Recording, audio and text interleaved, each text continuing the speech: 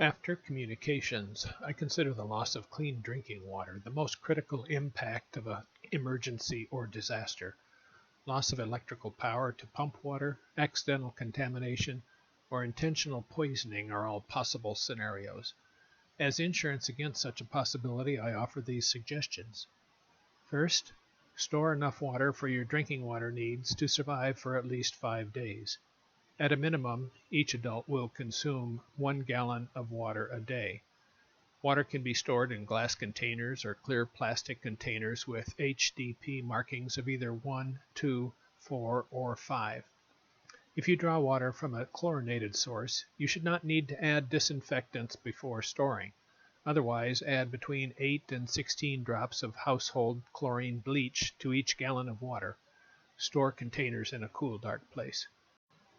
Next, have as part of your self-reliance storage a water filtering system that will allow you to use less reliable water sources in an emergency. Filters that have an outer ceramic shell and an inner core of activated charcoal can create hundreds of gallons of drinking water. Portable ceramic filter systems are useful for situations where you may be traveling for a time. Disinfectants such as chlorine bleach are a good idea to have on hand. A few drops per gallon can disinfect most water, but will leave a taste to the water that makes it less appealing. Third, when water from a trusted source is not available, you may want to consider collecting rainwater.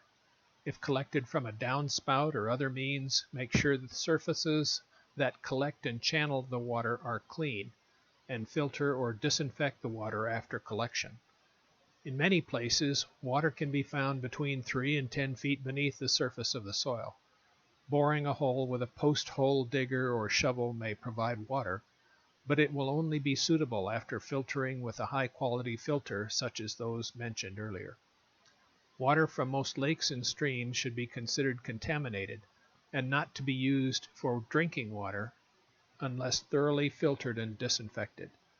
Be cautious about boiling water, as it will kill most microbes but can concentrate some fertilizers and pesticides that are dangerous for infants.